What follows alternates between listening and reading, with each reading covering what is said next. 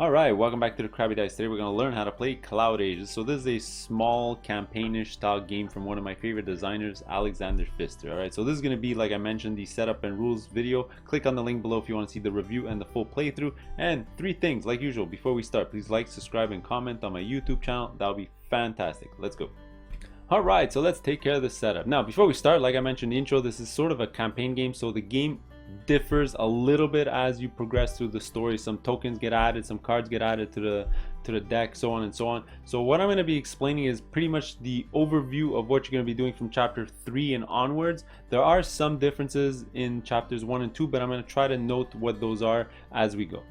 Alright, so the first thing you're going to do is take out your 4 map tiles. Alright, they're indicated on the top there. You have 1, 2, 3, and 4.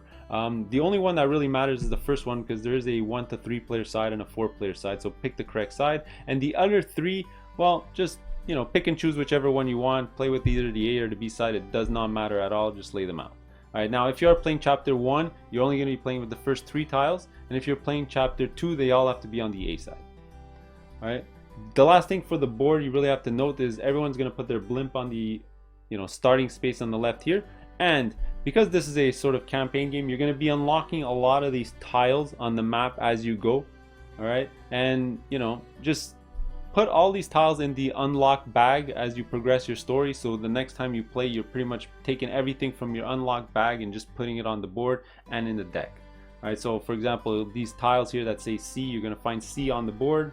For example, here's C, and you're going to put the tile where it belongs. Alright, there's just a couple of tiles that don't have a letter, they have arrows, so they're going to sit on outside the board pointing to the other arrow, and there's even one that sits in between the certain boards. Alright, but that's all I'm going to say about the chapters. Alright, but in general, this is what it's going to look like. Alright, next is going to be the production board. Pretty simple. You're going to lay out your board, everyone's going to put their point scoring mark on the 0 space, their production token on the first indicated line over here, and their 50-point shit where it belongs right over here. Next is the city board over here. So just like the production, we're going to have our own little drone tokens. We're going to put them at the bottom here, and you have to now set up your city decks here. So the game comes with 6 of these cloud sleeves, but you're only going to be playing with 3. All right, so toss the other 3 in the box. And what you're going to be doing is, with the cards face down, you're going to take 8 cards per sleeve. You're going to sleeve the sort of deck and turn it over. Alright, so this is sort of a deck of 8 cards. You're going to sleeve it and then turn it over and then place it in the 3 slots over here. Alright, these are going to be places we're going to be going later to get some resources. Alright, I have this sort of reminder card. I like to keep it on the side of the board to tell you what the sort of areas within the cards represent. Alright, the only other things around the boards, you have all your resources, your production cards. Make sure to add the new production cards you've unlocked from the previous chapters going forward, so shuffle those in. And then you have your mission cards. The only other thing I like to mention around the board is you are going to have the chapter that you're actually playing that round. Some of the times they have certain things you want to set up, but what you're going to do is you're going to leave it right on the side and you're going to get ready to read it when you get to the first book event. Alright, now let's go to our player board area. Alright, so before I even talk about this board, there are 2 sides to this board. There's an A side and a B side. Alright, for chapters 1 and 2, you're going to be playing the A side. And for chapters 3 onwards, you're going to be playing the B side, which introduces this regrowth mechanism. Alright, so the other side don't have these 3 tokens, so you're only playing with 7 upgrades, but starting from chapter 3, you have all 10 upgrades. Alright, so pick the correct side. Alright, so for starting resources, we're all going to get 2 water, 2 metal, 2 energy. Figure out who the starting player is. If you are playing the B side, everyone's going to get 2 regrowth tokens. You're going to take those from the bag. And alright, very important, you're going to have your cubes here. If you're playing a 4-player game, you are actually not playing with the last one. You're going to see here that this only is available in a 2 and 3-player game. Alright, the other cards that the players are going to get, they're going to get 1 mission card. You're going to take this off the top of the deck and hand one to every single player. Something they're going to want to achieve to get extra points. You're going to have your own city deck. It's going to be 7 cards. You're going to tell by your color of the numbers, and you can also tell which ones you have from your starting board over here. And lastly, you're going to hand 7 project cards to every single player. Sorry, 8 project cards to every single player. They're going to take the 5 that they want, discard the other 3 to the discard deck, and they're going to keep their starting 5 and put it in their hand. And the rest, you're going to create a discard deck next to the draw pile, and you're pretty much ready to go. Alright, rules breakdown time here for CloudAge. Now at a really high level, this is kind of a hard game to explain just because it's got 3 or 4 different main mechanisms all thrown in together in a mishmash kind of fashion. Alright, but what you're mostly going to be doing is we have a bit of engine building, tableau building with the project cards you're going to be building in your play area. There's a bit of deck building with the city cards over here to improve your deck so you can move and attack better. And finally, there's a phase where it's an action phase where we're going to be doing some sort of Puerto Rico style thing down here on the board. Alright, another thing I really have to stress is that this is a campaign game and some of the rules might get tweaked as the campaign goes, but I'll be tackling the main rules of the game. If there's any other rules, they are mostly always, depicted really well on the chapter card, so you just have to read them really well as you go into the campaign. Alright, now, how long is one chapter gonna last in the game? Well, that's gonna be tracked with the cubes on your player board over here. Alright, so if you're 2 to 3 players, you're going to be playing the 8 rounds, and if you're only 4 players, or if you're playing 4 players, then you're going to be playing 7 rounds. Right? Every single round we're going to pretty much be using one of the cubes on our board, and then when all the cubes are gone, that's going to be the last round of the game. We're going to go to final scoring. Alright, now the game is really easy to understand because every single round you're going to be following the phases that are below here on your board, and it's just really simple to follow. Alright, so you're going to be doing a green, this is the production phase, then you're going to be doing a blue movement phase and attacking the militia also, and then finally is the yellow, which is the action phase, which I mentioned earlier. And I think this is the best way to explain the game, is to just go through a flow of a round. We're going to start up here and we're going to work all the way down and then finally talk about endgame scoring, and that's what we're going to do. So let's get started. Alright, so the first phase to talk about is the production phase, and that's the green section down here. Now, unlike the blue and yellow phases, this green phase can be done by all the players at the exact same time. Alright, actually, before even doing the production phase, you're supposed to pass the first player marker to that person's left, but you skip this during the first round of the game. Alright, after that, only the first player is going to check to see if you need to do the storybook sort of action / text and all that stuff. Now, what this basically means is just going to the current chapter card and reading the brown section down here. I'm not going to go through all the rules and all the text that could appear down here. Sometimes it's a payment, sometimes it's reading the back of the card and making decisions as a group, and so on and so on. But just read the text very carefully, and if you want some flavor, you can also read the story text on top. Alright, but the only times this actually activates is when all the cubes to the left of that storybook have been revealed. Alright, so in a 2 and 3 player game, basically this is going to happen at the start of round 3, at the start of round 6, and at the start of round 8. Alright, because all the cubes to the left of the storybook is going to be activated. And each storybook only activates once, so basically for every game you're going to have 3 storybook sort of cards to deal with. Alright, that's 3 different cards. Alright, in a 4 player game there's 1 less token, so it's going to happen at the start of round 2, 5, and 7. Alright, once that's taken care of, you're going to do the production. So for this, you're actually going to go to the production board, and then you can exchange energy into water. Alright, so basically you're going to look at where your current token is, and that's the maximum exchange that you can do. So in this case here, if I was the blue player, I can exchange 2 energy for 3 water and 1 point. When you gain points, just gain it on the point track, and when you gain water, you'll take it from the general supply and add it to your personal supply. Alright, now very important rule in this game. When activating your token, the column, you don't have to activate that column, you can activate any previous column as well. So let's say I was all the way down here, which takes 5 energy, but if I only had 2 energy, for example, well then I can either activate this column, this column, this column, or this column, because this takes 2 energy and this takes 1 energy. And you're only going to activate 1 column as you go. But if I did have 8 energy, then I can spend 5 of it, for example, and I can activate that by getting 5 water from the general supply and gaining 7 points on the point track. Alright, after that, you're going to flip over cards from your deck. So you're going to take the top 2 cards from your deck. Alright, if your deck has less than 2 cards in its draw pile, you'll basically shuffle the discard pile and create a new draw pile. And you're going to flip over the 2 cards. Now the lower of the 2 cards that you draw, if they're the same, it doesn't really matter, but if there's a lower card, alright, you're going to discard it to your discard pile, and then you're either going to gain an energy or a card equal to the value of that card. So in this example, let's say I would gain 1 energy. Right? The higher card after, you're going to use as your base movement for the next phase. But what I like to do is just put on top of your discard pile. Alright, and this is going to be your base movement that you're going to carry over into the next phase.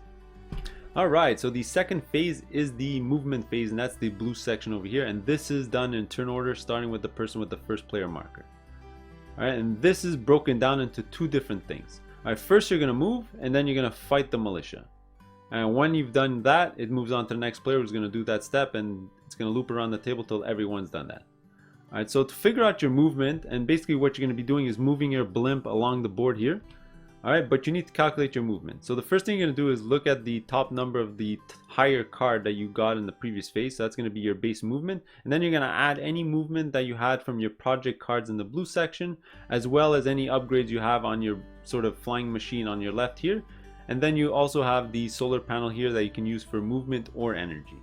Alright, so in this example here, I would have 1, 2, 3 base movement, and I could have 4 if I wanted to, or get the energy. Alright, this has to be chosen right away, and you're going to gain the energy if you decided to use the movement or not during the movement.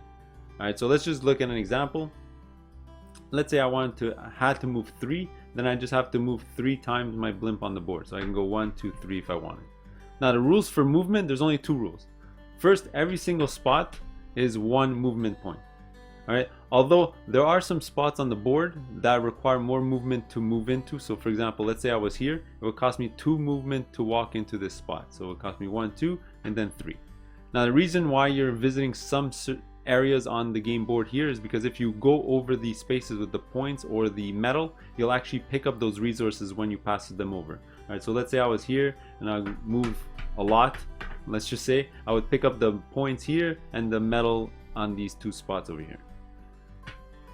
Alright, the second rule is you must end your movement in a cloud city. Alright, and that's any area on the board that has a cloud. Alright, because all the connected clouds are part of the same city. So for example here, even though this is 3 different spaces, this is considered one city. Alright, so whether I was here, here, or here, I would be in Venel or whatever this city is called. Alright, so let's say I ended up here. Alright.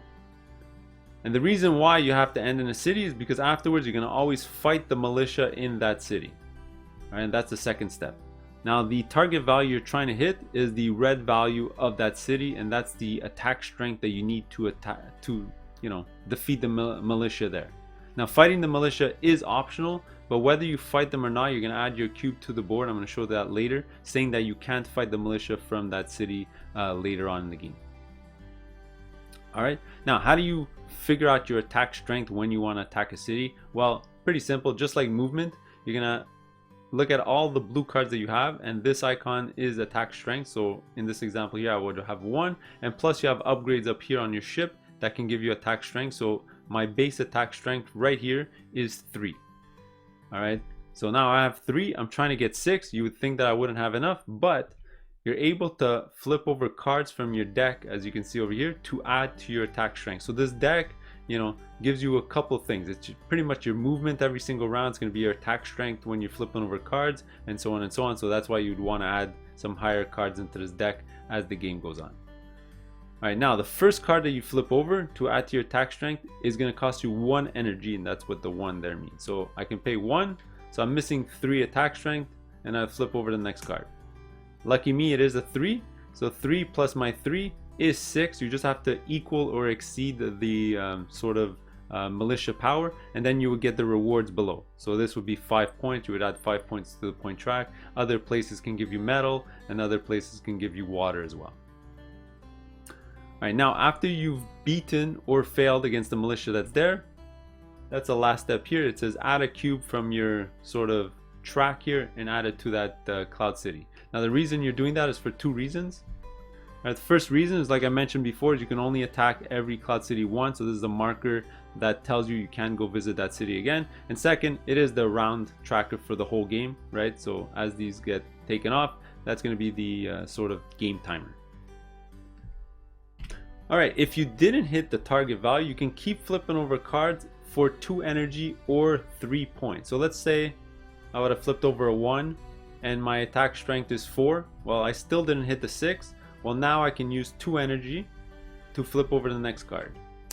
Alright, and you're going to add the total of everything. So this was the previous card I flipped, plus the new card, so that's 4, 5, 6, 7. Now I'm still over 6, then I would defeat the militia that's there.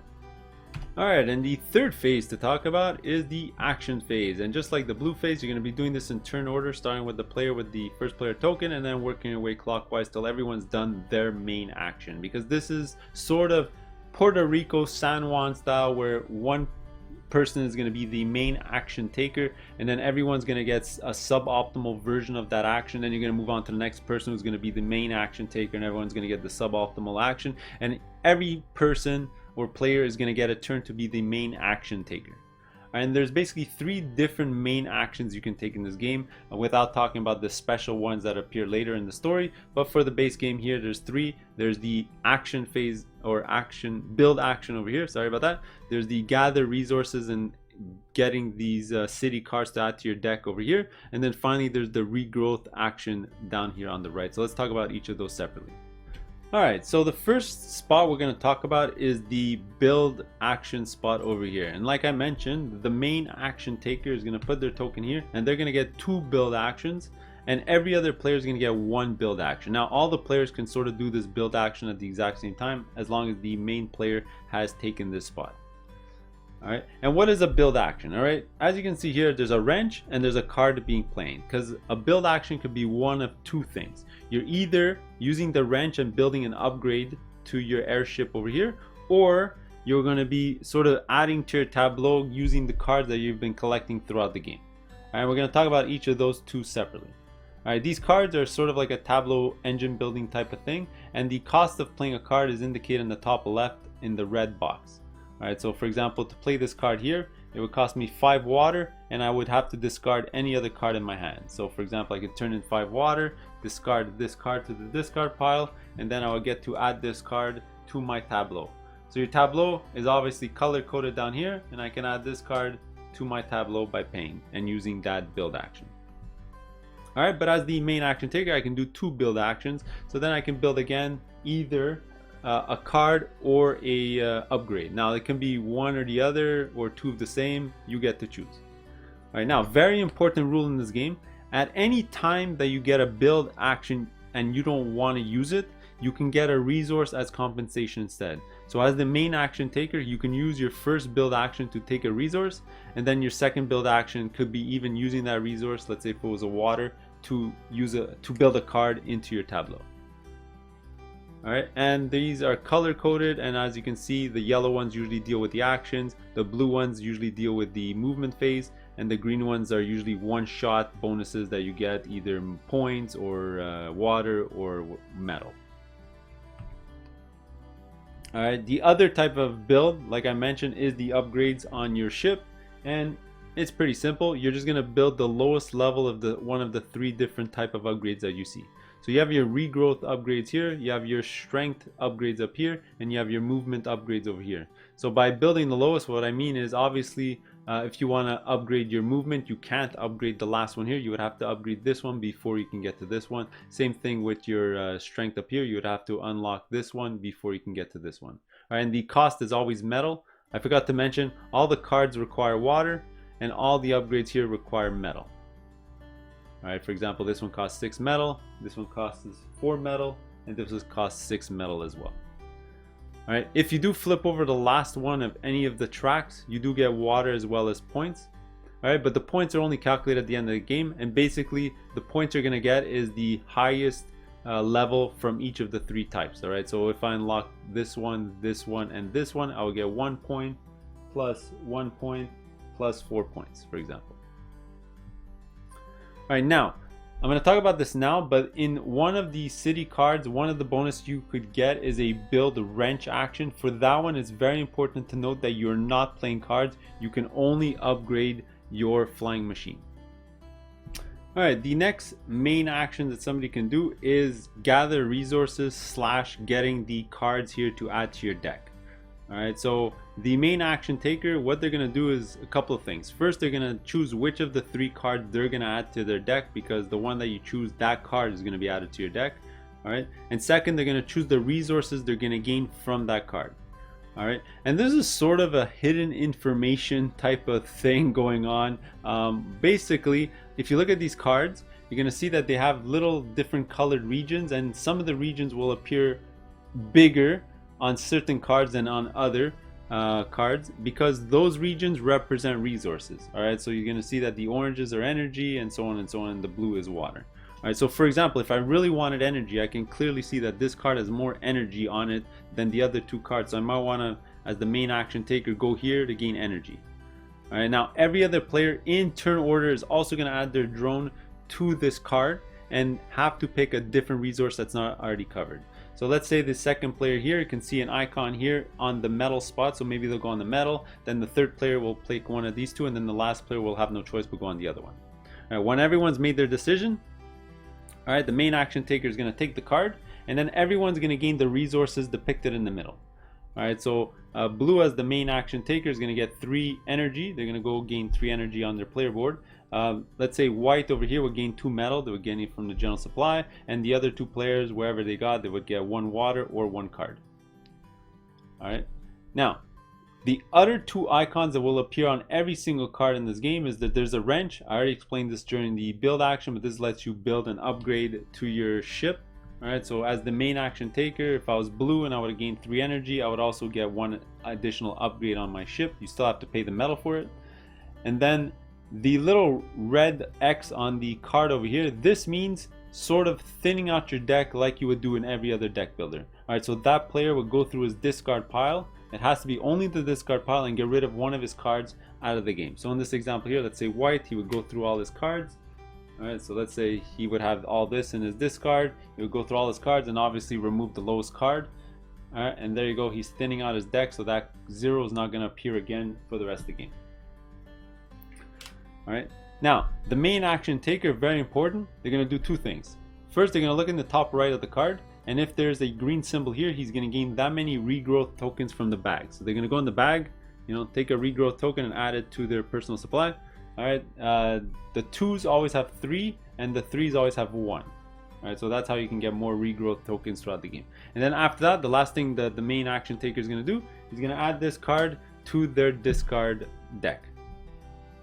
All right, and the last action to talk about is the regrowth action on the right over here. So as the main action taker, if I would do this action, I would get to do a regrowth, and every other player is going to get to do a build action, just like on the left hand side over here. Now, just like this section over here, all the players can do this at the exact same time.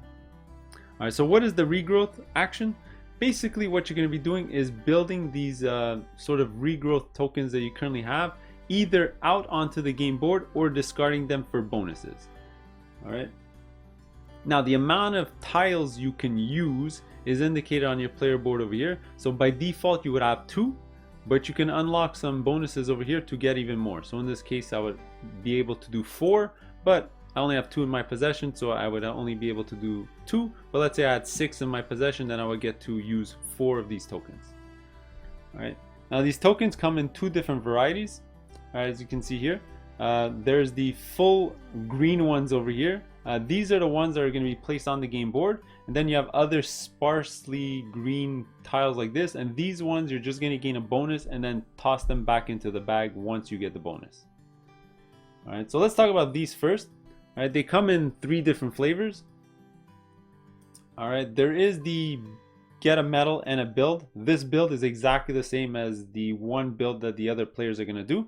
All right, but you can use this tile to do that. All right, the other one is gaining water or cards. You get the cards from the top of the draw deck or water from the general supply. And the last one here is gaining 4 energy or gaining 2 other regrowth tiles from the bag. So you're going to draw 2 from the bag, and then you'll toss this back into the bag. All right. All right, so those are the ones you're just going to throw back into the bag. Now, the ones that you're going to add to the board, all right, you're going to place next to where your airship is, and it must go in a non-city, non-occupied tile next to your airship. All right, so let's say my airship was here. All right, I can build this tile either here, here, here, or here. All right, it could go in a finding. These are called findings. All right, it can go into a findings, but it can't go into a city. So I can't play this here or play it here. All right. If you do cover up a finding, you're going to actually gain that bonus from the general supply. So it's going to be either points or metal. So if I would cover up this, then I would get 2 metal and add it to my personal supply. Now, adding one of these tokens to the board, you're always going to get 2 points. You see 2 points here. You're going to add yourself 2 points on the point track, and then you'll add this on the green side up to the board. in this scenario here, I would also get 2 metal and add it to my personal supply. All right, now, when I mentioned it has to be next to your blimp, that's totally not always true. If there's one already next to you, you can actually snake past it. All right, so let's say I would have another one and I was building another one. Technically, I can also build it over here, right? Because it snakes through this greenery into another spot. And you can keep snaking. So as long as there's green next to it, you can keep going further and further and further. Right? Now it also has to be an empty spot. So if one was already converted, well, you can't build on top of one that was already there. All right, so once everyone's had a turn being the main action taker, that's going to be the end of the round. All right, which is the yellow, and then you're going to move on to the next round, which is the production. Again, doing this all at the same time and just working your way down, and then again working your way down, and so on and so on. Now if it was the last round of the game, which means all these cubes are on the main board, all right, that means going to end game scoring, and that's what that symbol means. All right, to do this, you're going to do two major things. All right, it's separated in two different sections here. All right, the first thing you're going to do, everyone can do this at the exact same time. You're going to do one more production. So just like you were doing during the production phase over here, you're going to turn energy into water and points. All right, and then everyone's going to get two more build actions. And these can be split again, doing upgrades to your blimp or cards from your hand into your tableau. All right, and just like the regular game, if you don't want to do one of your builds, you can actually get a resource from the general supply, which is water or metal. All right, once everyone's completed that step, you're going to go to end game scoring, which is indicated on the right over here. All right, so the first thing you're going to do is score your missions. All right, these are the mission cards. I'm not going to go through all these cards. There's a bunch of different kinds. They're all explained in detail in the back of the rule book. But you know, they have some of them like this, which means go visit 2 out of 3 places on the map and you'll score points. You have things like this by getting certain amount of cards that have that type and getting points, and so on and so on. So whatever points you get, you're just going to add to your point score on the outside of the point track.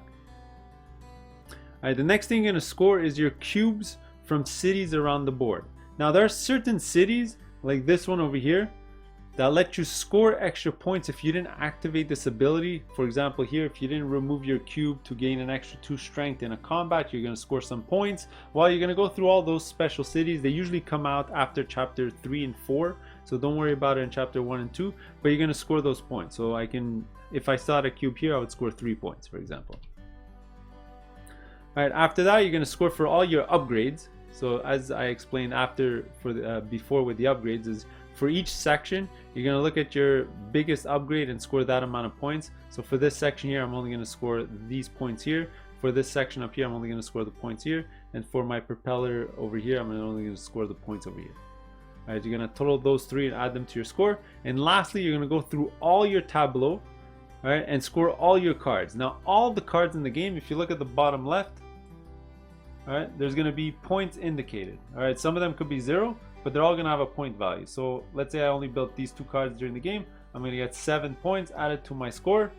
Add up all that together, and there you go.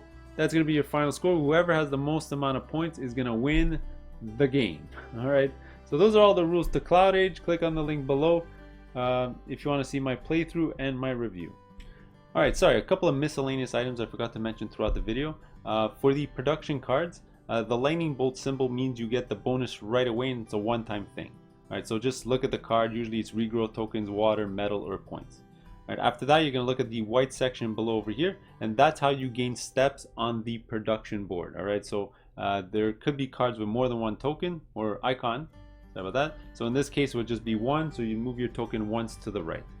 And that's how you go up on this board. Now, every time you cross one of these vertical lines with the bonus, you will gain it from the general supply. So this is cards, this is water, and this is water as well.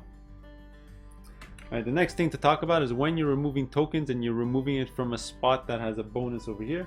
So for example, in this round here, if I would add this to the board, then you get to choose one of the 2 bonuses below. So here it would be metal or energy, here it's regrowth tokens or cards, and here it would be water or points. All right, the next thing I forgot to mention is when you're getting mission cards, all right, because you get 1 at the start of every game, but in certain chapters you will be getting more mission cards. All right, but you're not going to be trying to accomplish all the sort of objectives on both cards if you get more cards. What you're going to do is overlay this card on top or below the mission you currently have. So for example, for every card that you get, you're gonna not try to accomplish 4, you're only gonna try to accomplish 3. So you're gonna pick the one that you don't want to accomplish. So let's say I don't want to accomplish this one, and then you're gonna overlay the card on top.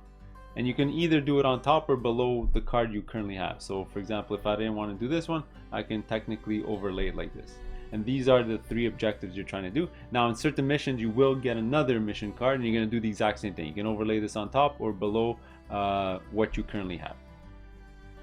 All right, and the last thing just to mention, I did mention it before, but this is sort of a campaign game. You're going to be going through this deck. Some of these cards will introduce new rules. For example, there's going to be some that introduce new action spaces to the board, but the rules are on the card itself. Just read the rules. I'm not going to spoil it for you. Just make sure to read it clearly, and you should be good to go. All right, so those are all the rules.